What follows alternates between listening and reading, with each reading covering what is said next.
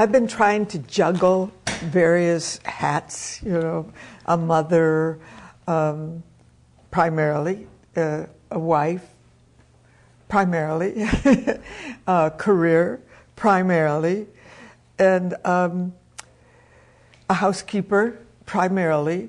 All these things really had to be juggled.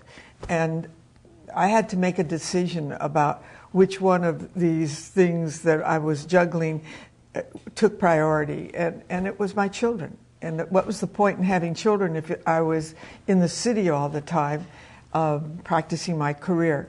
So I thought I was going to have to give up one or the other.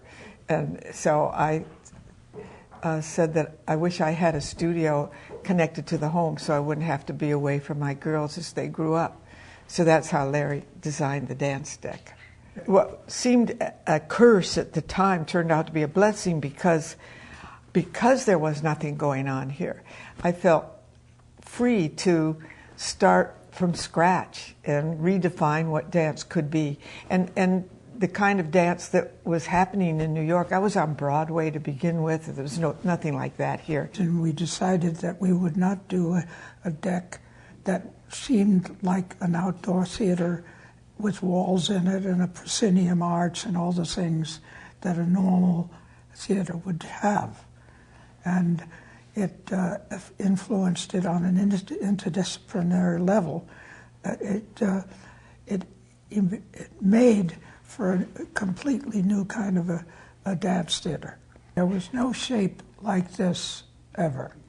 And so it was responding to the environment itself, to what's there in the environment, to the character of the environment, and it all influenced the shape of the deck and how it fit. The shape of the deck had a lot to do with the trees themselves because we had to go around the trees to allow them to live, and that was more important than making it a special shape. There are still some of those trees there. Well, I'd like to see the decks maintain its original form. There's a piece of it that's missing. I'd like to see that put back on.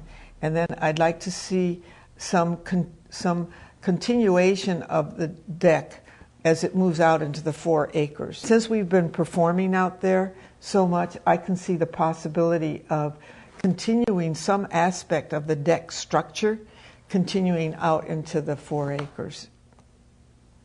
I have a different concern, really. I would like to be sure that it was used for the reason that it was built.